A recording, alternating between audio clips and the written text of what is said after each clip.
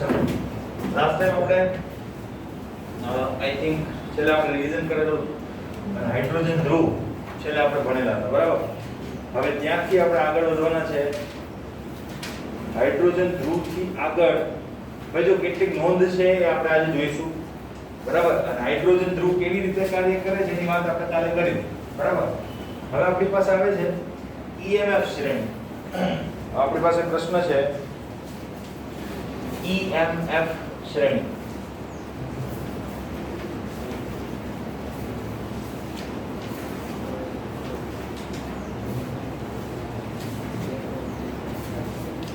EMF શ્રેણી એટલે શું, તેની ઉપયોગિતા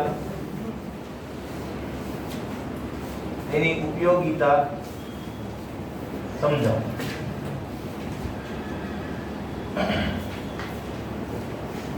આ પ્રકારનો આપણો ક્વેશ્ચન છે, બરાબર. કે ભાઈ EMF શ્રેણી એટલે શું ને તેની ઉપયોગિતા સમજાવો. હવે EMF શ્રેણી એટલે શું? પહેલી વાત તો EMF એટલે શું? જો કે EMF શબ્દ તમારા ફિઝિક્સ ની અંદર આવી જતો હશે. Electromotive force. ઇલેક્ટ્રોમોટિવ ફોર્સ એને કહેવાય EMF. તો EMF એટલે એક પ્રકારનું E સેલ. આપણે જે E સેલ શોધીએ છીએ કોઈ પણ કોષ માટે કે વિદ્યુત ધ્રુવ માટેનો જે પોટેન્શિયલ શોધીએ છીએ એને બીજા શબ્દોમાં શું કહેવાય? EMF કહેવાય. ક્લિયર? તો આ EMF એ શું છે? એક પ્રકારનું વિદ્યુત ધ્રુવ પોટેન્શિયલ જ છે, તમે સમજી શકો. ક્લિયર? તો EMF શ્રેણીનો મતલબ શું થાય? એને ઇલેક્ટ્રોકેમિકલ શ્રેણી પણ આપણે કહી શકીએ, બરાબર. હવે એટલે શું? બહુ નાનકડી ડેફિનેશન છે, બરાબર. એની ઉપયોગિતા ખાસ આપણે સમજવાની છે. તો એની અંદર ઘણા બધા સ્ટેટમેન્ટ્સ આવશે. એ સ્ટેટમેન્ટ તો જ સમજાશે જો તમે કાલના લેક્ચરની અંદર બરાબર ધ્યાન આપ્યું હશે તો, બાકી નહીં સમજાય. ક્લિયર? તો આ વસ્તુ છે, ધ્યાનમાં રાખજો. આપણે શરૂઆત કરીએ. પહેલી વાત, EMF શ્રેણી એટલે શું? તો પહેલા એની વ્યાખ્યા આપીએ. વ્યાખ્યા, બરાબર. જુદા જુદા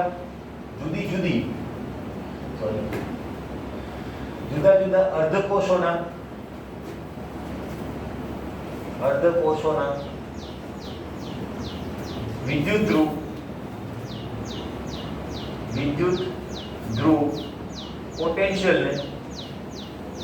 પોટેન્શિયલને ઉતરતા ક્રમમાં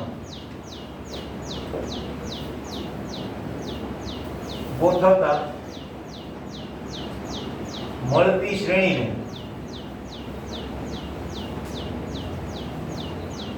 શું કહેવામાં આવે છે? EMF શ્રેણી કહે. ક્લિયર? બરાબર. તો જુદા જુદા અર્ધકોષોના વિદ્યુત ધ્રુવ પોટેન્શિયલને ઉતરતા ક્રમમાં ગોઠવીએ ને ત્યારે આપણી પાસે જે શ્રેણી આવે એને શું કહેવામાં આવે છે? EMF શ્રેણી કહેવામાં આવે. હવે જુદા જુદા અર્ધકોષોને ગોઠવવા કેવી રીતે? તો એને ગોઠવવા માટે આપણે જે કાલે વાત કરી હતી કે હાઇડ્રોજન ધ્રુવ વડે રિડક્શન પોટેન્શિયલ અથવા તો વિદ્યુત ધ્રુવ પોટેન્શિયલ કેવી રીતે માપવામાં આવે છે. તો દરેક વખતે આપણી પાસે જેટલા અર્ધકોષો પોસિબલ છે એ બધાને શું કરીએ? હાઇડ્રોજન ધ્રુવ સાથે જોડીએ, એનો જે વિદ્યુત ધ્રુવ પોટેન્શિયલ છે માપીએ, બરાબર. એની નોંધ કરતા જઈએ, બરાબર. એટલે ઘણા બધા અર્ધકોષોને આપણે હાઇડ્રોજન ધ્રુવ સાથે જોડી અને આપણે બધાના વિદ્યુત ધ્રુવ પોટેન્શિયલ માપી શકીએ કે નહીં? એ બધાની નોંધ તૈયાર થાય અને એ નોંધની અંદર જે ડિજિટલ માહિતી છે આપણી પાસે એને આપણે શું કરવાની છે? ઉતરતા ક્રમમાં ગોઠવી દેવાની છે. એટલે વધારે રિડક્શન પોટેન્શિયલ વાળો ઉપર રહેશે, ધીમે ધીમે નીચે આવો એમ રિડક્શન પોટેન્શિયલ કેવા થતા જશે? ઓછા. તો આ રીતે તમે ક્રમમાં ગોઠવો બધા અર્ધકોષોને ઉતરતા ક્રમમાં. આ એક શ્રેણી બનશે. એ શ્રેણીને કહેવામાં આવે છે EMF શ્રેણી. ક્લિયર? એમ ગણો તો પ્રાયોગિક શ્રેણી છે કે આપણે પ્રયોગ દર વખતે કરવા પડે હાઇડ્રોજન ધ્રુવ સાથે જોડીને. એની કોઈ સૈદ્ધાંતિક રીતે આપણે એમ ઇવેલ્યુએશન કરી શકીએ નહીં, કારણ કે પોટેન્શિયલ એ પ્રાયોગિક બાબત છે. હાઇડ્રોજન ધ્રુવ સાથે જોડીને તમારે જોવું પડે કે પોટેન્શિયલ કેટલો મળે છે. તો એ આખી વસ્તુ જે છે એ તૈયાર થશે અને એક શ્રેણી મળશે. એને કહેવામાં આવે છે EMF શ્રેણી. ક્લિયર? હવે EMF શ્રેણી તમારી ટેક્સ્ટ બુક ની અંદર આપેલી છે. જો છે, આપો મને, બરાબર. તો આ છે EMF શ્રેણી, બરાબર. મેં તમને કીધું એ રીતે. હવે ઉતરતા ક્રમમાં છે કેમ ખબર પડશે? તો તમે વિદ્યુત ધ્રુવ પોટેન્શિયલ અહીંયા જુઓ, બરાબર. અહીંયા છે, જો વિદ્યુત ધ્રુવ પોટેન્શિયલ. વિદ્યુત ધ્રુવ પોટેન્શિયલ એટલે તમારે શું સમજવાનું છે? Reduction potential. આ યાદ રાખજો, રિડક્શન પોટેન્શિયલ હશે તો જો ઉપર સૌથી વધારે છે, ધીમે ધીમે આગળ વધતા જશો એમ વચ્ચે 0 થઈ જશે. ત્યાર પછી આગળ વધતા જશો તો માઈનસ મૂલ્યો પણ તમને જોવા મળશે, બરાબર. તો આ ઉતરતો ક્રમ છે, ક્લિયર. તો આ શ્રેણીને કહેવાય EMF શ્રેણી. EMF શ્રેણી તમને પૂછાય, આ રીતે પ્રશ્ન પૂછાય તો તમારે આ શ્રેણી લખવાની હોતી નથી, કે આ વસ્તુ ગોખવાની વાત છે નહીં, ક્લિયર. એટલે ગોખવાની કોઈ જરૂર નથી, પણ આની અંદરની કેટલીક વેલ્યુ આપણે યાદ રાખવી પડશે. મેં તમને કીધું હતું એ, બરાબર.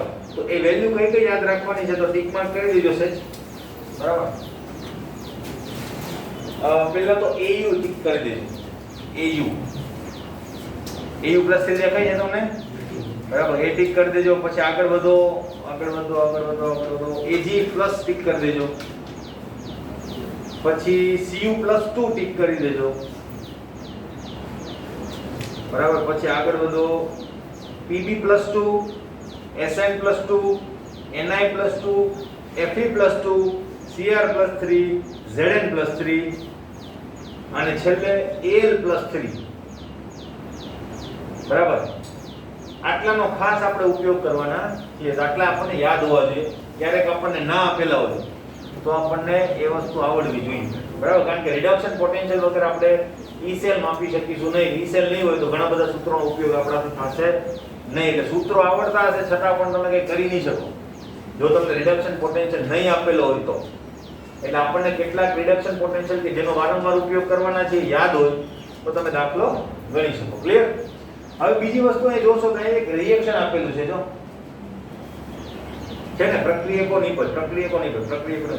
આવું કેમ આપેલું છે? કારણ કે રિડક્શન પોટેન્શિયલ છે એટલે એ રિડક્શનની પ્રક્રિયા આપી છે. કઈ રિડક્શનની પ્રક્રિયામાં?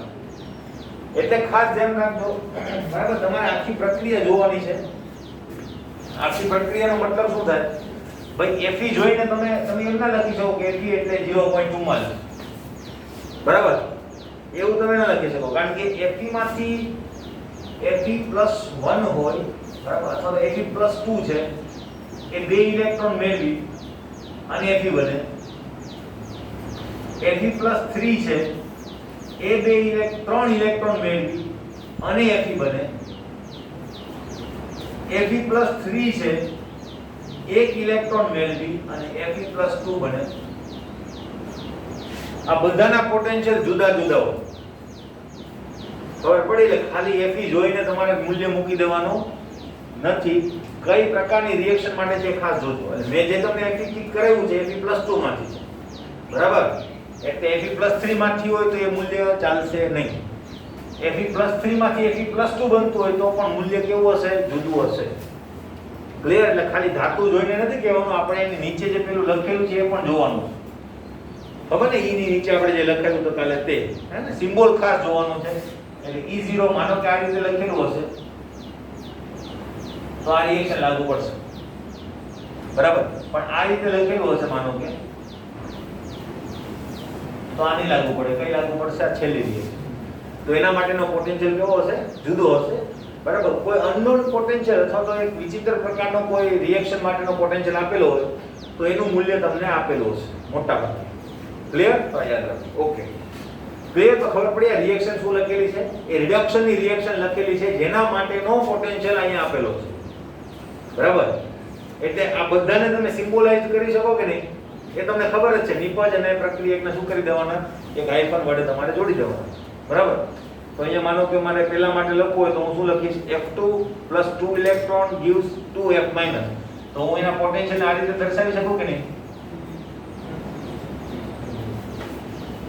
થઈ ગઈ વાત પૂરી, ક્લિયર. એટલે રિએક્શન ઉપરથી તમને સિમ્બોલ પણ બનાવતા આવડવો જોઈએ. વાત થઈ ગઈ પૂરી. તો આ શ્રેણી છે અને શ્રેણી ઉપરથી કેટલા આઉટકમ આપણને મળે છે તમે જોયું, બરાબર. હવે અહીંયા જો આવા એરા મારેલા છે ને, ઉપરથી નીચે તરફ જોઈએ. ઉપરથી નીચે તરફ એરો ને એમાં લખ્યું છે રિડક્શન કરતા ની વધતી પ્રબળતા. પછી અહીંયા લખેલું છે ઉપર તરફ એરો ઓક્સિડેશન કરતા ની વધતી પ્રબળતા. તો એવું બધું કેવી રીતે ખબર પડશે? એવું કાલે આપણે ભણ્યા તેના ઉપર, બરાબર. રિડક્શન પોટેન્શિયલ વધારે હોય તો શું થાય, રિડક્શન પોટેન્શિયલ ઓછો હોય તો શું થાય, એનો બધાનો ઉપયોગ આજે કરીશું, બરાબર. તો ખાલી આ બે સ્ટેટમેન્ટ નથી, બીજા ઘણા બધા સ્ટેટમેન્ટ છે કે જે આપણે જોવાના છે. આટલી વસ્તુ ખબર પડી. આ EMF શ્રેણી, બરાબર. અને આ EMF શ્રેણીને કેવી રીતે ગોઠવવામાં આવી છે આપણે વ્યાખ્યાની અંદર જોયું. અને એની અંદર આ રિએક્શન શું સૂચવે છે એ પણ જોયું. એની અંદર કેટલી રિએક્શન્સ ના પોટેન્શિયલ આપણે યાદ રાખવાના છે એ પણ આપણે જોઈએ. ક્લિયર? હવે આગળ હવે એની ઉપયોગિતા ઉપર જોઈએ. બરાબર? એની ઉપયોગિતા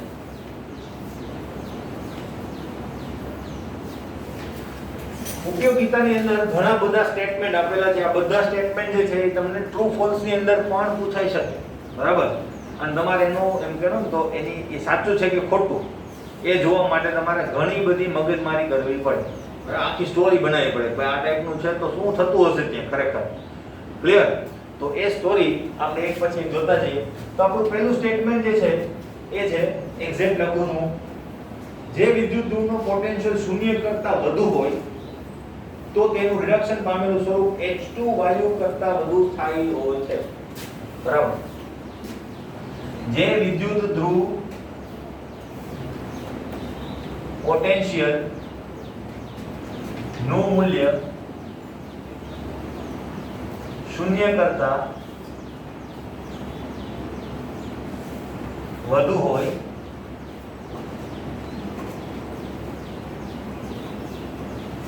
તે ધ્રુવનું રિડક્શન પામેલું સ્વરૂપ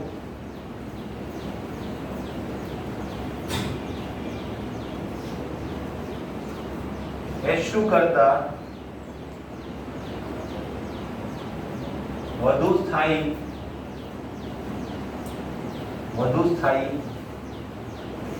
હોય છે.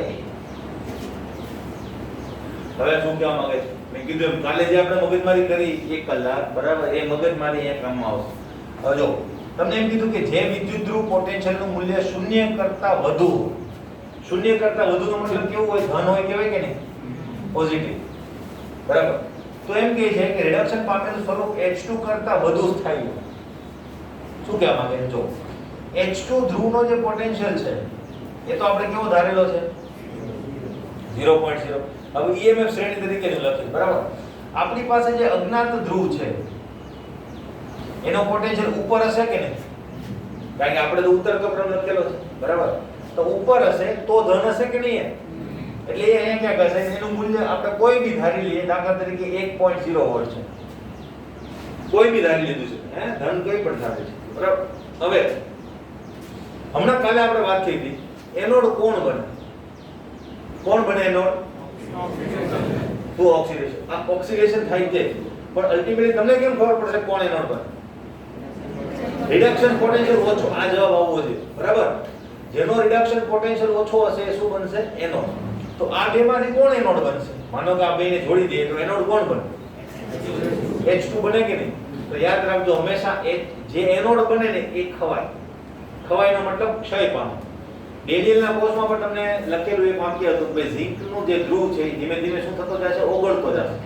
Zn નું Zn+2 માં રૂપાંતર થતું જશે અને Zn નો ધ્રુવ ઓગળતો જશે. અને કોપરના ધ્રુવ ઉપર નવું કોપર જામતું જશે. એટલે કોપરના ધ્રુવનું વજન વધી જશે અને ઝિંકના ધ્રુવનું વજન ઘટી જશે. બરાબર? તો જે એનોડ બને ને ખવાય, ક્ષય પામે. ક્લિયર? તો અહીંયા એનોડ કોણ બનશે? H2. એનો મતલબ એવો થાય કે અજ્ઞાતનું ઓક્સિડેશન થતું નથી જ્યારે ધ્રુવનું ઓક્સિડેશન થાય છે. બરાબર? એનો મતલબ એમ કહી શકાય કે નહીં માનો કે A નામની કોઈ ધાતુ છે અને H2 વાયુ છે તો આ બેમાંથી વધુ સ્થાયી કોણ? તો કે ભાઈ આમાંથી આ બનવાની વૃત્તિ વધારે છે એમ કહેવાય કે નહીં? એનોડ છે એટલે. અને આમાંથી આ બનવાની વૃત્તિ કેવી છે? ઓછી છે. n જેટલો કોઈ પણ વીજભાર હશે. ક્લિયર? તો આ બનવાની વૃત્તિ કેવી છે? ઓછી. આ બનવાની વૃત્તિ કેવી છે? વધારે. કેમ ખબર પડી મને? રિડક્શન પોટેન્શિયલ ની ઉપરથી. રિડક્શન પોટેન્શિયલ ઓછો છે માટે ઓક્સિડેશન થવાની વૃત્તિ કેવી છે? વધારે. અને આનો રિડક્શન પોટેન્શિયલ વધારે છે એટલે as compare to H2 hydrogen ધ્રુવ આની રિડક્શન પામવાની વૃત્તિ વધારે છે, ઓક્સિડેશન પામવાની વૃત્તિ કેવી છે? ઓછી છે. ક્લિયર? એટલા માટે કહી શકાય કે નહીં ભાઈ આનું રિડક્શન પામેલું સ્વરૂપ આ થશે ને? બરાબર? આનું રિડક્શન પામેલું સ્વરૂપ આના કરતા વધુ સ્થાયી છે એમ કહેવાય કારણ કે ઓક્સિડેશન કરતું નથી. ખબર પડ્યું આ સ્ટેટમેન્ટ? આ જે સ્ટેટમેન્ટ કરતા ઊંધું સ્ટેટમેન્ટ આપણે એનું બીજું સ્ટેટમેન્ટ લખીશું. આના કરતા ઊંધું સ્ટેટમેન્ટ. બરાબર? એટલે એક સ્ટેટમેન્ટ યાદ રાખો બીજું એના કરતા વિરુદ્ધ હશે. વિરુદ્ધમાં શું હશે? જે વિદ્યુત ધ્રુવનો પોટેન્શિયલ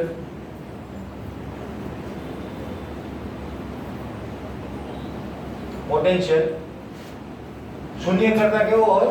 ઓછો હોય. બરાબર, અહીંયા વધુ કીધું તો ઓછો, બરાબર, શૂન્ય કરતા ઓછો.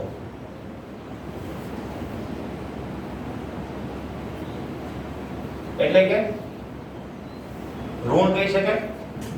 તો એ શું હશે? બરાબર, રિડક્શન પામેલું સ્વરૂપ H2 કરતા વધુ જ થાય. અહીંયા શું હશે? રિડક્શન પામેલું સ્વરૂપ H2 કરતા ઓછું જ થાય.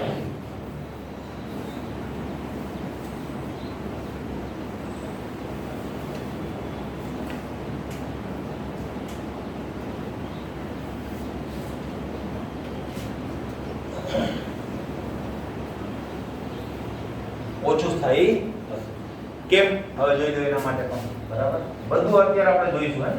પછી આ બધી વસ્તુ મગજમાં જોઈશું. 0.01. હવે આપણો અજ્ઞાત ક્યાં હશે? નીચે ક્યાં હશે કે નહીં? દાખલા તરીકે -1.0 વોલ્ટ છે. બરાબર, હવે આ બે માં એનોડ કોણ બને? હે, અજ્ઞાત બનશે કે નહીં? કારણ કે એનો રિડક્શન પોટેન્શિયલ કેવો છે? ઓછો. બરાબર, એનો મતલબ કે ઓક્સિડેશન પામવાની વૃત્તિ કોની વધારે છે? અજ્ઞાતની વધારે છે. અને હાઇડ્રોજનની વૃત્તિ અજ્ઞાતની સાપેક્ષમાં કેવી છે? ઓછી છે. બરાબર, માટે કહી શકાય કે રિડક્શન પામેલું સ્વરૂપ એ H2 કરતા ઓછું જ થાય છે.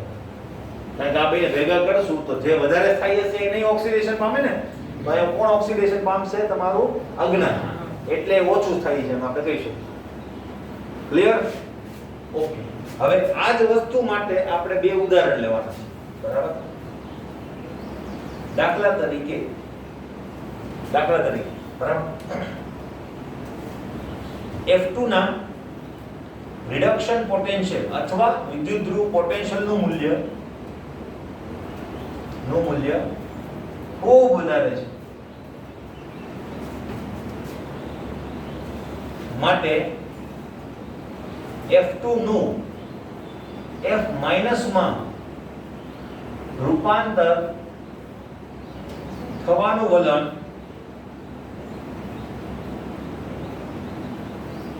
ખૂબ વધારે છે. ખબર પડી કે નહીં? રિડક્શન પોટેન્શિયલ વધારે હોય તો F2 માંથી F- બનવાનું વલણ વધારે હોય કે નહીં? હજુ હું કન્ફ્યુઝ છું. F2 માંથી F- બને. બરાબર, તો આ શું છે? રિડક્શન થયું કે ઓક્સિડેશન? એ તો ખબર છે ને શું થયું? રિડક્શન. હવે એ તો ખબર પડવી જોઈએ. રિડક્શન અંદર આપણે રિડક્શન ઓક્સિડેશન કેવી રીતે જોઈતા? તો કે ભાઈ ઓક્સિડેશન આંકમાં વધારો થતો હોય તો ઓક્સિડેશન અને ઘટાડો થતો હોય તો રિડક્શન. તો અહીંયા શું થાય છે? ઘટાડો થાય છે કે નહીં? એટલે આ શું છે? રિડક્શન. ક્લિયર? તો રિડક્શન થાય છે. બરાબર, તો આ રિડક્શન પોટેન્શિયલ તો વધારે છે. રિડક્શન પોટેન્શિયલ નું મૂલ્ય ખૂબ વધારે છે. એનો મતલબ ઇલેક્ટ્રોન મેળવવાની વૃત્તિ ખૂબ વધારે છે. તો કહી શકાય કે નહીં F2 માંથી F- બનવાની વૃત્તિ કેવી છે? ખૂબ વધારે છે. ક્લિયર? હવે આના ઉપરથી બીજા બે સ્ટેટમેન્ટ આની અંદરમાં જ આવે. માટે F2 પ્રબળ ઓક્સિડેશન કરતા છે.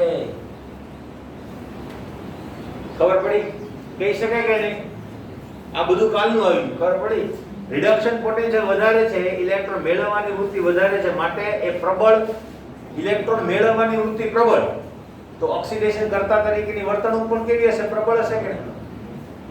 ક્લિયર? આ વસ્તુ કહેવાનું છે. ઓકે, બરાબર. હવે એ જ રીતે હું એમ પણ કહી શકું F2 માંથી F- બને છે. બરાબર, તો F-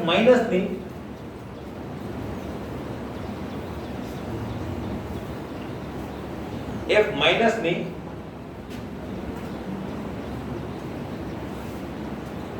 રિડક્શન કરતા વર્તણૂક ઓછી છે. કહી શકાય કે હા? કેમ કેવું? જોજો, આ આનું મારે કામ છે. હું હમણાં એક સ્ટેટમેન્ટ આપીશ ત્યારે મારે પેલી રિએક્શન છે ને ઇલેક્ટ્રોકેમિકલ સિરીઝની અંદર, બરાબર, એના માટે એને સમજાવવા માટે આ વસ્તુ ખાસ અગત્યની છે. હવે તમે એમ ગણો તો એક પોટેન્શિયલ સાથે બે વસ્તુ સંકળાયેલી છે, એક પ્રક્રિયક અને એક નિપજ. આ પ્રક્રિયક અને આ નિપજ, આ બંને મળીને કઈક પોટેન્શિયલ આપશે ને આપણને કે E નું મૂલ્ય કઈક છે મારી પાસે, એ જે તમારી પેલામાં લખેલું છે તે. બરાબર, હવે મેં શું કીધું કે F2 માટે તો આપણને ખબર પડી ગઈ કે F2 કેવું છે, પ્રબળ ઓક્સિડેશન કરતા છે. તો આના માટે કેમ લખ્યું, F માઈનસ માટે કેમ લખ્યું કે ભાઈ કેવું છે, નિર્બળ રિડક્શન કરતા છે, એવું કેમ લખ્યું? તો જો માનો કે હું તમને એમ કહું કે F2 પ્રબળ ઓક્સિડેશન કરતા છે, તો હું એમ કહી શકું કે F2 ને F માઈનસ માં જવાની વૃત્તિ કેવી છે, પ્રબળ છે. એટલે આ પ્રક્રિયા જે છે એ પુરોગામી વધારે છે એમ કહેવાય કે નહીં? બરાબર. તો પ્રતિગામી કેવી હશે, ઓછી. હવે પ્રતિગામી ઓછી હશે એટલે F માઈનસ ઇલેક્ટ્રોન કોઈને આપે, ઇલેક્ટ્રોન લૂઝ કરે અને F2 બનાવે, બરાબર. એવી વૃત્તિ કેવી હશે, ઓછી. એવી વૃત્તિ કેવી હશે, ઓછી હશે. હવે ઇલેક્ટ્રોન કોઈને આપવાની વૃત્તિ ઓછી, તો રિડક્શન કરવાની વૃત્તિ કેવી હશે, ઓછી હશે કે નહીં? ખબર પડી? તો આ રીતે આપણે આ સ્ટેટમેન્ટ લખી શકીએ. ક્લિયર? એટલે આની ઓક્સિડેશન પામવાની વૃત્તિ વધારે, F માઈનસ ની રિડક્શન કરતા તરીકેની વર્તણૂક કેવી હશે, ઓછી. હવે આ તો જ સમજાય જો કાલે બરાબર ધ્યાન આપ્યું હોય તો. કાલે માથાકૂટ એટલે જ કરેલી હતી, નહીં તમારે અહીંયા માથાકૂટ હોવી. ક્લિયર? ખબર પડી? કન્ફ્યુઝન હોય તો કહી દેજો. છે કે કન્ફ્યુઝન? નહીં? હવે આગળ જો.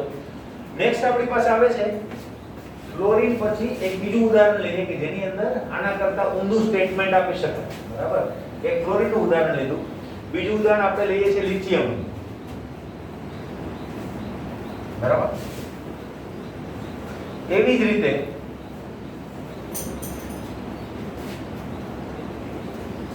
લિથિયમ માટે વિદ્યુત ધ્રુવ પોટેન્શિયલ, જેને આપણે શું કહીએ છીએ, રિડક્શન પોટેન્શિયલ. વિદ્યુત ધ્રુવ પોટેન્શિયલ નું મૂલ્ય ખૂબ ઓછું છે, અથવા સૌથી ઓછું જેમ કહો તો પણ ચાલે, હે ને? વિદ્યુત ધ્રુવ પોટેન્શિયલ નું મૂલ્ય ખૂબ જ ઓછું છે, માટે તે એટલે કે લિથિયમ કેવું હશે, પ્રબળ ઓક્સિડેશન કરતા કે પ્રબળ રિડક્શન કરતા? રિડક્શન કરતા છે, આના કરતા ઉલટું જશે ત્યાં, બરાબર. ખબર પડી કે નહીં? રિડક્શન પોટેન્શિયલ નું મૂલ્ય ઓછું, એનો મતલબ મેળવવાની વૃત્તિ ઓછી, તો ગુમાવવાની વૃત્તિ કેવી હશે, પ્રબળ હશે. તો ગુમાવવાની વૃત્તિ પ્રબળ, તો રિડક્શન કરતા તરીકે પ્રબળ હશે, ઓક્સિડેશન કરતા તરીકે કેવું હશે, નિર્બળ. બરાબર. તો આપણે કહી શકીએ કે Li એ પ્રબળ રિડક્શન કરતા છે. ક્લિયર? અને Li+2 બનશે કે નહીં? રિડક્શન કોઈકનું કરીએ એટલે એ બની જશે Li+2, બરાબર. એટલે કે પ્રક્રિયા તો આવી થશે કે નહીં? લિથિયમ માંથી એ શું બની જશે, Li+2+1 અને +2+1 ઇલેક્ટ્રોન, બરાબર. તો આ પ્રક્રિયાની પ્રબળતા કેવી છે, વધારે. તો ઉલટી પ્રક્રિયાની પ્રબળતા કેવી હોય, ઓછી. એટલે આપણે એમ કહી શકીએ કે લિથિયમ+1 ની ઓક્સિડેશન કરતા તરીકેની વર્તણૂક કેવી છે, ઓછી. કારણ કે કોઈની પાસેથી ઇલેક્ટ્રોન જલ્દીથી મેળવશે નહીં, એટલે કોઈનું ઓક્સિડેશન બહુ ઝડપથી કરી શકશે. ક્લિયર? આ બે સ્ટેટમેન્ટ ખબર પડી, બરાબર. આમ તો ચાર સ્ટેટમેન્ટ, આ બે સ્ટેટમેન્ટ આપ્યા, આ બે સ્ટેટમેન્ટ હતા અને આ બંને એના માટેના ઉદાહરણો છે, બરાબર. હવે આ ઉદાહરણોની અંદર મેં બે સ્ટેટમેન્ટ લખ્યા, એ જોયું કે જરૂરી નથી. રિડક્શનના બદલે ઓક્સિડેશન કરે તો પ્રબળનું નિર્બળ થઈ જાય, નિર્બળનું પ્રબળ થઈ જાય, બરાબર. તો એ વસ્તુ બંને માટે લાગુ પડે છે. બધું અહીંયા લખી શકાતું નથી. મેં તમને કીધું એ રીતે આપણે એક વસ્તુ ધ્યાનમાં રાખવાની ને એની રીટ્રો વિચાર લેવાનો. કે રિડક્શન પોટેન્શિયલ ઓછું થાય તો ઇલેક્ટ્રોન મેળવવાની વૃત્તિ ઓછી થાય. તો તમને એમ કે ઓક્સિડેશન પોટેન્શિયલ ઓછો થાય તો ઇલેક્ટ્રોન ગુમાવવાની વૃત્તિ ઓછી થાય. ખબર પડી કે નહીં? બરાબર. તેનું રીટ્રો પછી વિચાર લેવાનો. આપણે યાદ એક જ રાખવાનું, એના કરતા વિરુદ્ધ હશે બીજા સ્ટેટમેન્ટની અંદર. ઓકે. ત્યાર પછીનું આપણું એક સ્ટેટમેન્ટ છે, યસ, EMF શ્રેણીમાં ઉપરથી નીચે તરફ જતા પ્રમાણિત વિદ્યુત ધ્રુવ પોટેન્શિયલ ઘટે છે. તો ખબર જ છે. તેની સાથે ડાબી બાજુની સ્પીસીસની ઓક્સિડેશન કરતા તરીકેની વર્તણૂક જે છે એ ઘટે છે અને પ્રક્રિયાની જમણી બાજુની સ્પીસીસની રિડક્શન કરતા શક્તિ વધે છે. ખબર પડી? હવે જો EMF શ્રેણીમાં ઉપરથી નીચે તરફ જતા વિદ્યુતધ્રુવ પોટેન્શિયલ ઘટે છે, પોટેન્શિયલ ઘટે છે, બરાબર. હવે આમાં શું કીધેલું છે, માટે ડાબી બાજુની સ્પીસીસ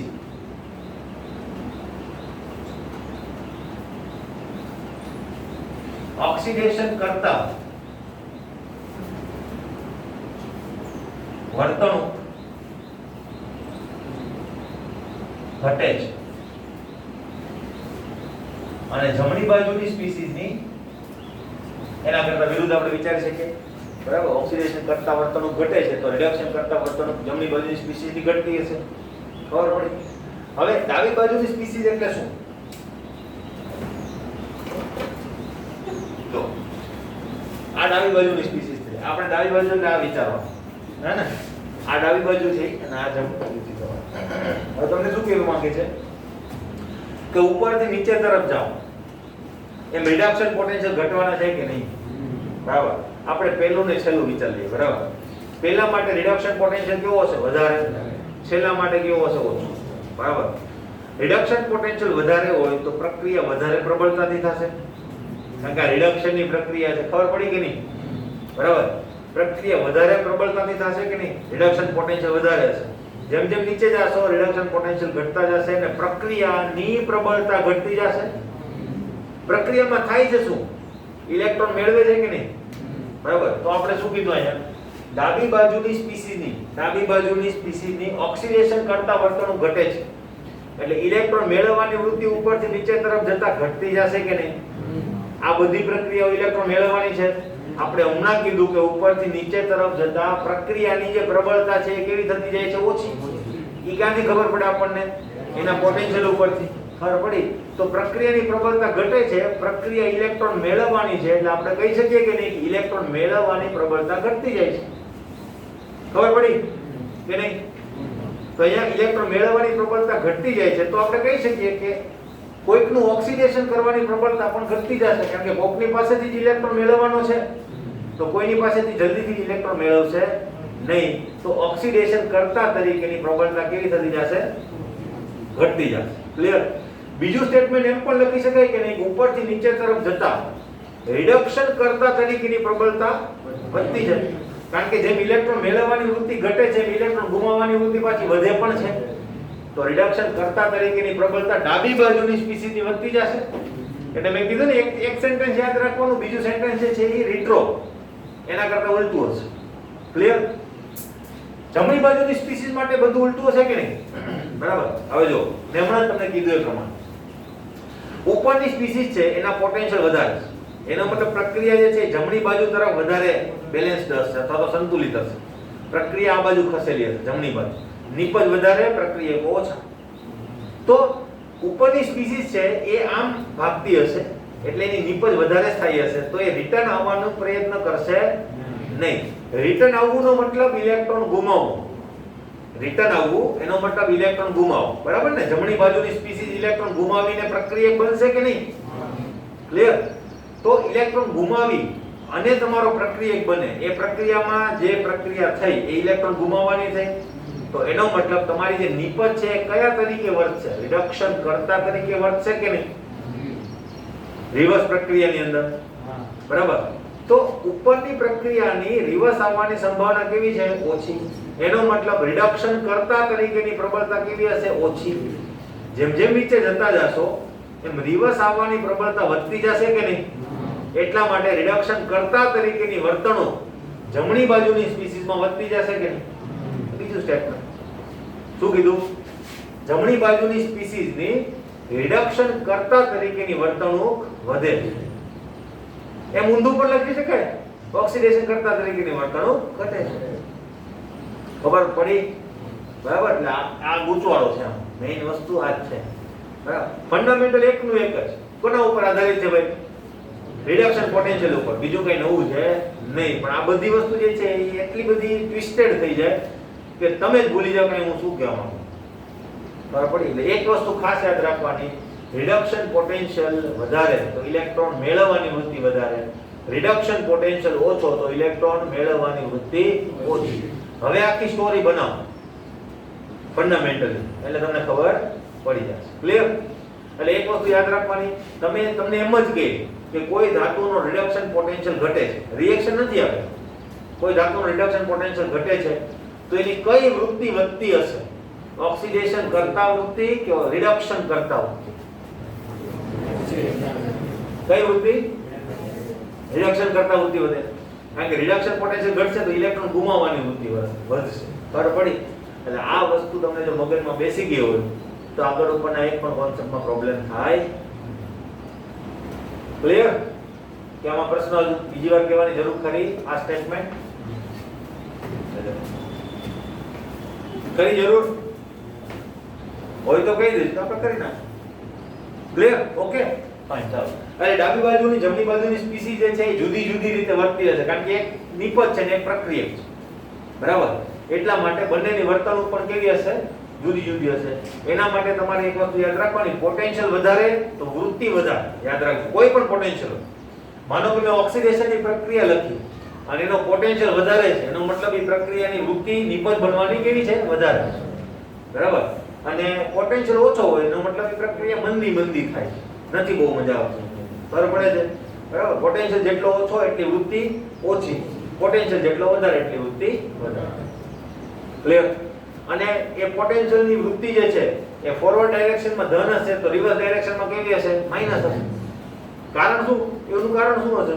તો કે આમ જાવ તો રિડક્શન પોટેન્શિયલ મળતો હોય, એનો મતલબ પ્રક્રિયા રિડક્શનની હશે, તો એ જ પ્રક્રિયાની ઉલટી પ્રક્રિયા કેવી હશે? ઓક્સિડેશનની હશે, તો ત્યાં ઓક્સિડેશન પોટેન્શિયલ લાગુ પડશે. અને ઓક્સિડેશન પોટેન્શિયલ અને રિડક્શન પોટેન્શિયલ વચ્ચેનો સંબંધ તો આપણને ખબર છે. બરાબર? કે reduction potential is equal to minus oxidation potential. Clear? એટલે બંનેની વૃત્તિ જે છે એકબીજા કરતા કેવી હશે? ઊંધી જશે. બરાબર? ફોરવર્ડ ડાયરેક્શનમાં વધારે તો રિવર્સ ડાયરેક્શનમાં ઓછી, અને રિવર્સ વધારે તો ફોરવર્ડ ઓછી. ક્લિયર છે પ્રશ્ન? નેક્સ્ટ સ્ટેટમેન્ટ જો, નેક્સ્ટ સ્ટેટમેન્ટ છે આપણી પાસે કે ઋણ E0, ઋણ E0 નો મતલબ છે ઋણ વિદ્યુત ધ્રુવ પોટેન્શિયલ જો હોય તો એનો અર્થ એમ થાય કે રેડોક્સ યુગ્મ H+H2 યુગ્મ કરતા વધારે પ્રબળ રિડક્શન કરતા છે. બરાબર? તો આ એક સ્ટેટમેન્ટ પણ અગત્યનું છે. બરાબર? ધન E0, E0 નો મતલબ શું થશે? વિદ્યુત ધ્રુવ પોટેન્શિયલ. બરાબર? લખી દો, ધન E0 અથવા તો વિદ્યુત ધ્રુવ પોટેન્શિયલ એટલે કે રેડોક્સ યુગ્મ. ભાઈ રેડોક્સ યુગ્મનો મતલબ તમારો જે અર્ધકોષ છે ને એને એનોડ અર્ધકોષ કહેવાય. બરાબર? બીજા અર્ધકોષને શું કહેવાય? કેથોડ અર્ધકોષ કહેવાય. બરાબર? એનો મતલબ એકમાં ઓક્સિડેશન પ્રક્રિયા થાય છે અને એકમાં રિડક્શન પ્રક્રિયા થાય છે. તો એ બંનેને શું કહેવાય એક સાથે? રેડોક્સ યુગ્મ. બરાબર? રેડોક્સ યુગ્મ કહેવાય. બે અર્ધકોષોને શું કહી શકીએ આપણે? રેડોક્સ યુગ્મ. બરાબર?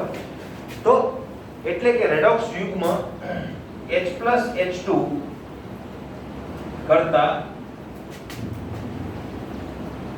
વધુ રિડક્શન કરતા, શું કીધું છે?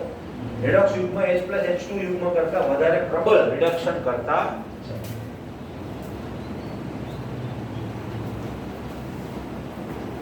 ક્લિયર? તો ધન નો મતલબ શું થાય? રિડક્શન પોટેન્શિયલ કેવો છે? વધારે. બરાબર? એટલે ધન વિદ્યુત ધ્રુવ પોટેન્શિયલ એટલે કે રેડોક્સ યુગ્મ જે છે તમારો, રેડોક્સ યુગ્મ એટલે H+H2, આ રિડક્શનની પ્રક્રિયા છે, એના કરતા વધુ રિડક્શન કરતા થશે. ક્લિયર? તો આ એક સ્ટેટમેન્ટ છે, એનું રિટ્રો સ્ટેટમેન્ટ છે બીજું. અમે ભૂલ કરી કે નહીં? ધન મેળવા ઓછું થશે ને યાર, વધુ રિડક્શન કરતા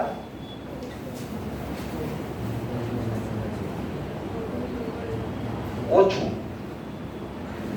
રિડક્શન કરતા છે. ખબર પડી? ધન E0 નો મતલબ શું થાય? કે 0 કરતા વધારે. 0 કરતા વધારે નો મતલબ શું થાય? રિડક્શન પોટેન્શિયલ વધારે. રિડક્શન પોટેન્શિયલ વધારે નો મતલબ શું થાય? કે આના કરતા એની રિડક્શન પામવાની વૃત્તિ વધારે છે. એટલે કે ઇલેક્ટ્રોન મેળવવાની વૃત્તિ હાઇડ્રોજન ધ્રુવ કરતા કોની વધારે છે? તો કે આપણો ધ્રુવ જે છે એની. તો શું કહેવાય? તો કે ઇલેક્ટ્રોન મેળવવાની વૃત્તિ વધારે તો ઓક્સિડેશન કરતા વર્તણૂક વધારે. બરાબર? રિડક્શન કરતા વર્તણૂક કેવી થશે? ઓછી.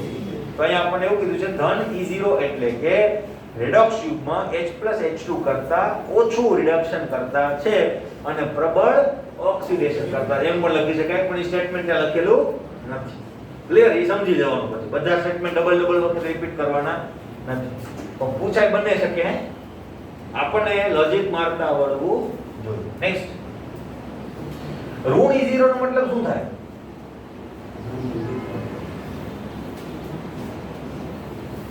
એટલે કે રેડોક્સ યુગમાં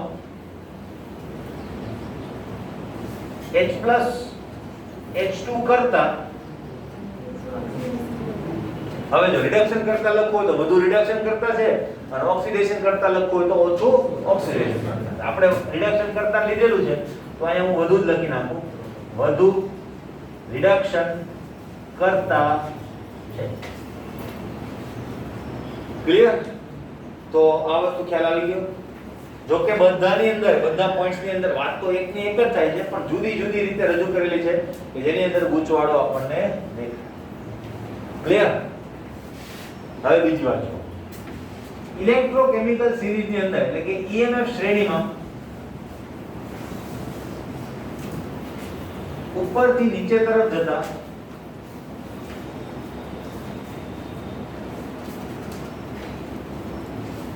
રિડક્શન કરતા તરીકેની વર્તણૂક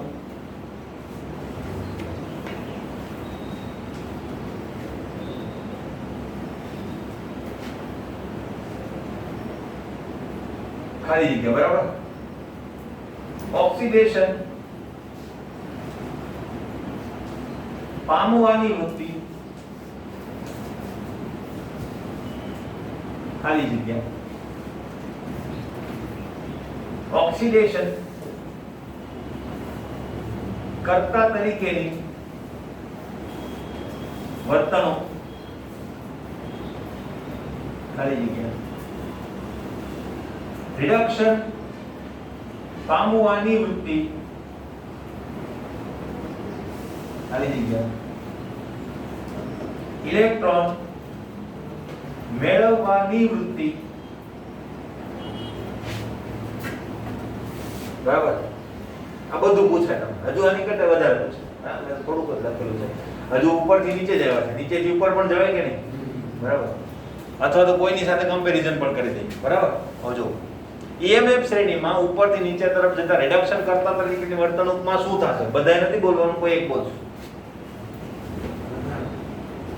રિડક્શન કરતા તરીકેની વર્તણૂકમાં વધારો થાય. બેસો. વધારો થાય.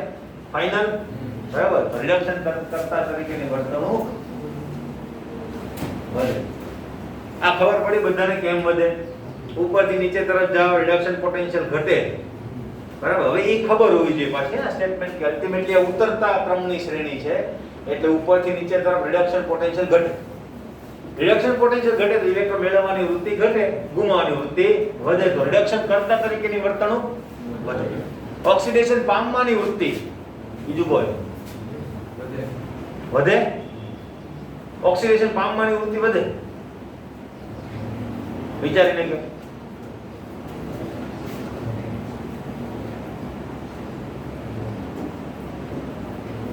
વધે. ખરો, કોન્ફિડન્સ રહેવાનું. ક્લિયર? બેસો. શું થશે? વધશે. ક્લિયર? બરાબર. તો ઓક્સિડેશન પામવાની વૃત્તિ વધે. એક વખત વિચાર લેવાનું, પોઝ લઈ લેવાનું. બધું સાચું જેવું જરૂરી નથી, પણ ટૂંકમાં વિચારીને જવાબ આપવાનો. આમાં આખી સ્ટોરી તમારે લેવી પડશે. અને કોના સાપેક્ષે? રિડક્શન પોટેન્શિયલને સાપેક્ષે. ક્લિયર? તો ઓક્સિડેશન પામવાની વૃત્તિ વધે, કારણ કે ઇલેક્ટ્રોન મેળવવાની વૃત્તિ ઘટે છે તો ગુમાવવાની વૃત્તિ વધે છે. ગુમાવવાની વૃત્તિનો મતલબ ઓક્સિડેશન પામવાની વૃત્તિ. ઓક્સિડેશન કરતા વૃત્તિ પાછી જુદી વસ્તુ છે, હે ને? ઓક્સિડેશન કરતા તરીકેની વર્તણૂક પાછા ઘટે. ક્લિયર?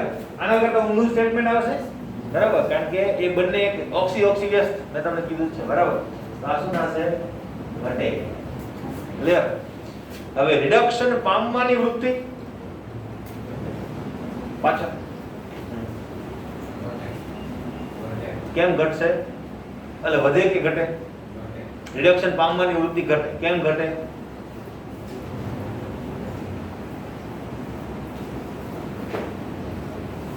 રીઝન સહિત કહેવાનું છે. પૂર્ણમાં રિડક્શન કરતા તરીકેની વૃત્તિ ઘટે. અને શા માટે ઘટે? રિડક્શન પામવાની વૃત્તિ ઘટે.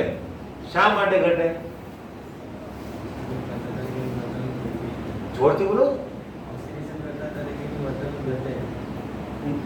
ઓક્સિડેશન કરતા તરીકેની વર્તણૂક ઘટે, પણ રિડક્શન પામવાની વૃત્તિ ને ઓક્સિડેશન કરતા વૃત્તિ નહીં. આપણે હંમેશા ઇલેક્ટ્રોન મેળવવાની કે ગુમાવવાની વાત કરવાની with respect to reduction potential. બોલો, કોણ બોલશે?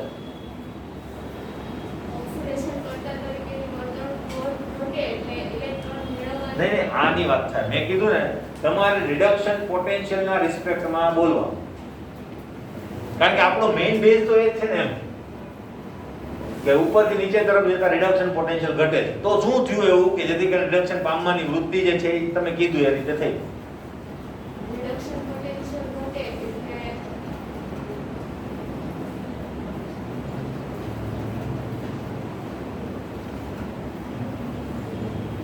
રિડક્શન પોટેન્શિયલ ઘટે એટલે ઇલેક્ટ્રોન મેળવવાની વૃત્તિ ઓછી થાય. રિડક્શન પામવાની વૃત્તિ ઘટે. Very good. ખબર પડી? બેસો. એટલે હંમેશા ઇલેક્ટ્રોકેમિકલ સિરીઝની અંદર એટલે કે EMF શ્રેણીની અંદર કોઈ પ્રશ્ન આવે તો તમારે જવાબ રિડક્શન પોટેન્શિયલના સેન્સમાં આપવાનો થાય. કારણ કે તમે ઓક્સિડેશન કરતા તરીકેની વર્તણૂકમાં પાછો વધારે ગૂંચવાડો તો ઊભો કરો. ખબર પડી? આપણો બેઝ શું છે એની ડેફિનેશન. ડેફિનેશનની અંદર કોનો યુઝ કરેલો છે? Reduction potential. ખબર પડે છે? એટલે આપણે એનો જ ઉપયોગ કરવાનો. સિવાય કે તમને કંઈક બીજું કીધું હોય તો વાત અલગ છે પ્રશ્નની અંદર. બરાબર? બાકી તમને એમનેમ જ કીધું હોય કે EMF શ્રેણીની અંદર શું થાય છે તો એની અંદર તમારો જવાબ કોના રિસ્પેક્ટમાં હોવો જોઈએ? વિદ્યુત ધ્રુવ પોટેન્શિયલ એટલે કે રિડક્શન પોટેન્શિયલના રિસ્પેક્ટમાં હોવો જોઈએ. ક્લિયર? તો રિડક્શન પામવાની વૃત્તિ શું થશે? ઘટે. ઇલેક્ટ્રોન મેળવવાની વૃત્તિ ઘટશે, કારણ કે રિડક્શન પોટેન્શિયલ એ જ શું છે? અલ્ટિમેટલી ઇલેક્ટ્રોન મેળવવાની વૃત્તિ. રિડક્શન પોટેન્શિયલ ઘટે તો ઇલેક્ટ્રોન મેળવવાની વૃત્તિ પણ ઘટે. એમ ગણો તો આ છેલ્લા બે જે પોઈન્ટ છે એ ખાસ અગત્યના છે. એના ઉપરથી જ બીજા બધા પોઈન્ટ આવે કે ભાઈ ઇલેક્ટ્રોન મેળવવાની વૃત્તિ ઘટે તો તમે કહી શકો ભાઈ ઓક્સિડેશન કરવાની વૃત્તિ પણ કેવી થઈ જાય? ઓછી. રિડક્શન પામવાની વૃત્તિ, રિડક્શન કરતા તરીકેની વૃત્તિ વધે. બધી વસ્તુ આના ઉપરથી જ આવે. ક્લિયર? હવે આમાં ઉપર નીચેથી ઉપર તરફ આવો તો આ બધા સ્ટેટમેન્ટ કેવા થઈ જાય? ઉલટાઈ જાય કે નહીં? એટલે આમાં સ્ટેટમેન્ટ બધા તમે યાદ રાખવા જાઓ તો તમારું મગજ હેંગ થઈ જાય તો પણ સ્ટેટમેન્ટ પૂરા થાય નહીં. એટલા કોમ્બિનેશન તમે બનાવી શકો. બરાબર? એટલે કોઈ એક ફંડામેન્ટલ બરાબર મગજની અંદર સ્ટીક કરી દેવાનું અને એના રિસ્પેક્ટની અંદર એ વસ્તુ શું કરતી હશે એ તમારે અંદાજો મારી લેવાનો. એટલે એના માટે ઓક્સિડેશન કોને કહેવાય, રિડક્શન કોને કહેવાય, પોટેન્શિયલ કોને કહેવાય, એની વર્તણૂક કેવા પ્રકારની છે જે કાલે આખી ચર્ચા કરી એ બધું જો મગજમાં સ્પષ્ટ હોય તો આવા આટલી કુટીવાળા જે સ્ટેટમેન્ટ છે કે જેની અંદર તમને મિસગાઈડ કરવાનો પ્રયત્ન કરે, બરાબર, તો ત્યાં તમે મિસગાઈડ થાઓ નહીં. જો આખી સિરીઝ બનાવતા એટલે કે આખી સ્ટોરી બનાવતા આવડતી હોય તો, બરાબર, શરૂઆત અહીંથી કરવાની અને તમારા જે પૂછ્યું હોય ત્યાં સુધી જાઓ. અલ્ટિમેટલી બધી વસ્તુ છે તો ઇલેક્ટ્રોન ગુમાવવાની અને મેળવવાની વૃત્તિ ઉપર જ આધારિત. એટલે બેઝ તો એ જ છે, બરાબર. છેલ્લે તમને એની સાથે એનું કોમ્બિનેશન કે કનેક્શન કરતા આવડવું જોઈએ. ક્લિયર? તો આ હતી ઇલેક્ટ્રોકેમિકલ સિરીઝ. છે પ્રશ્ન? હવે આના બીજા ઘણા બધા સ્ટેટમેન્ટ હજુ છે એ હું તમને હમણાં કહું. આમાં કઈ પ્રશ્ન કોઈને? ક્લિયર? હવે આગળ. હવે કેટલીક નોંધ છે આપણી પાસે એ જોઈએ.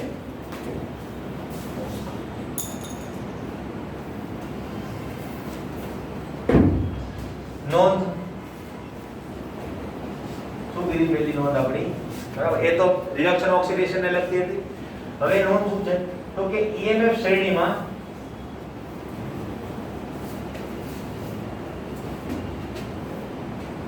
નીચેની ધાતુના સળિયાને ઉપરની ધાતુના ક્ષારના દ્રાવણમાં મૂકવામાં આવે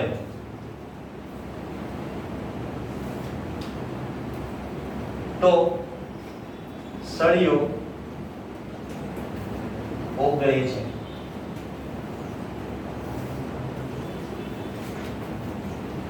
બરાબર. હવે આ શું કહેવા માંગે છે? નીચેની ધાતુના સળિયાને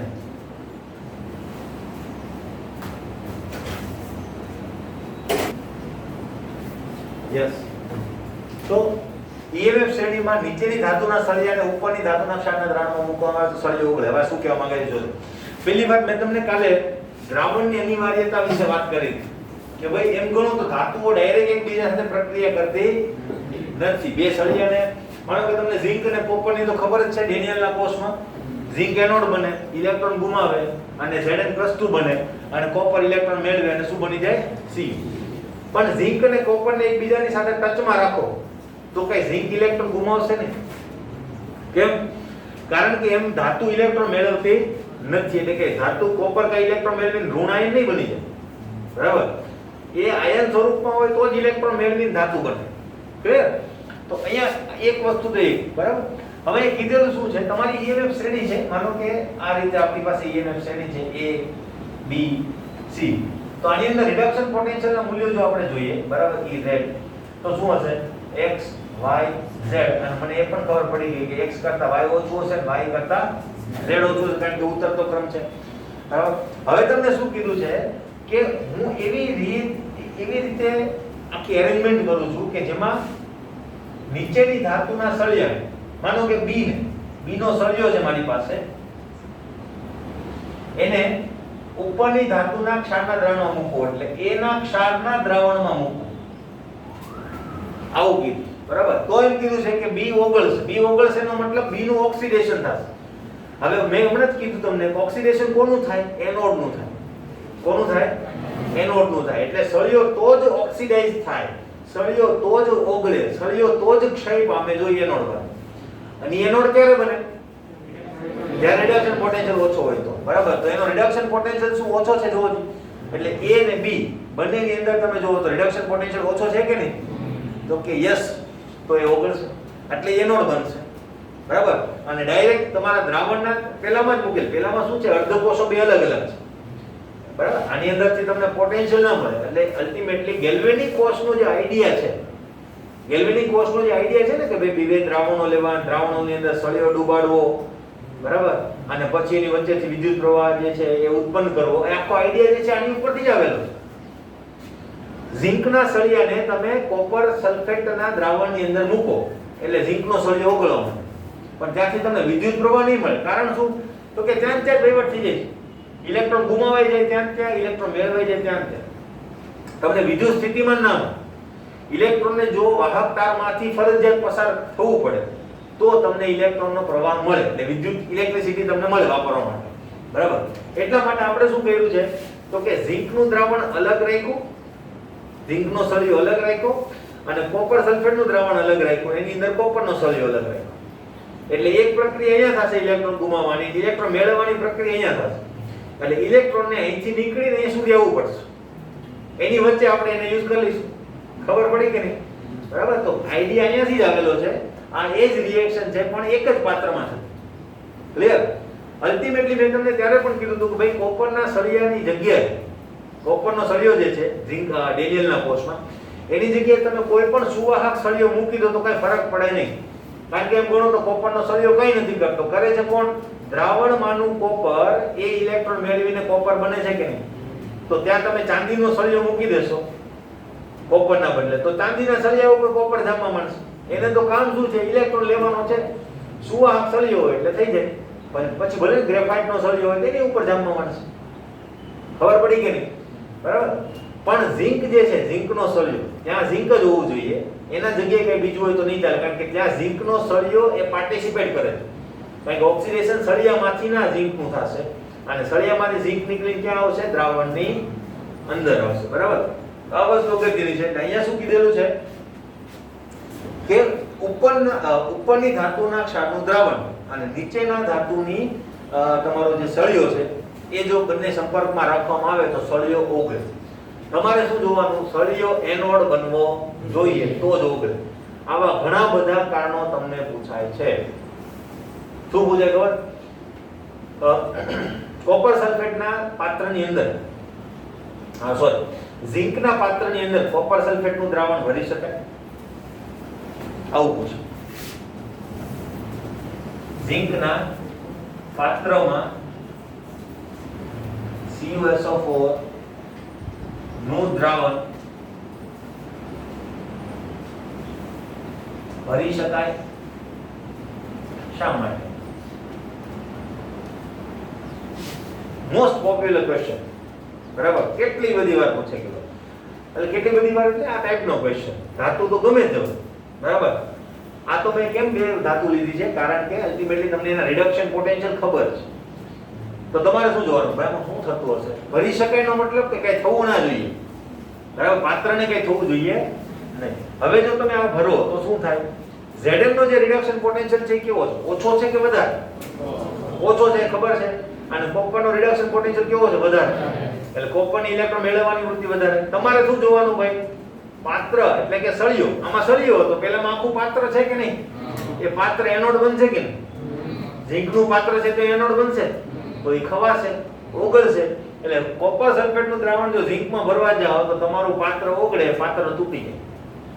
ખબર પડી? એટલે ભરી શકાય નહીં. આનું કારણ શું આવે? તો કે ઝિંકના પાત્રમાં CuSO4 ભરી શકાય નહીં. કારણ કે Zn ના રિડક્શન પોટેન્શિયલ નું મૂલ્ય કોપર કરતા કેવું છે? ઓછું. તમને યાદ હોય તો પોટેન્શિયલ પણ લખી શકાય, બરાબર? ઓછું હોવાના કારણે ઝિંક ધાતુ જે છે એ કોપર સલ્ફેટના દ્રાવણની અંદર ઓગળે છે, ક્ષય પામે છે. માટે પાત્ર જે છે એ ડેમેજ થઈ જાય, તૂટી જાય છે, બરાબર? માટે ભરી શકાય નહીં. એના કરતા ઉલટું, કોપરના પાત્રની અંદર ઝિંક સલ્ફેટનું દ્રાવણ ભરી શકાય? હા, ભરી શકાય. કઈ પ્રોબ્લેમ થશે નહીં. ખબર પડી કે નહીં? આવા પ્રશ્નો ઘણા બધા આવે છે. એનું સ્ટેટમેન્ટ અને એના જે રીઝન્સ છે એ તમે વિદ્યુત એટલે કે ઇલેક્ટ્રોકેમિકલ સિરીઝ ઉપરથી આપી શકો. ક્લિયર? બરાબર? હવે નેક્સ્ટ ટાઈમ આપણે જોઈશું.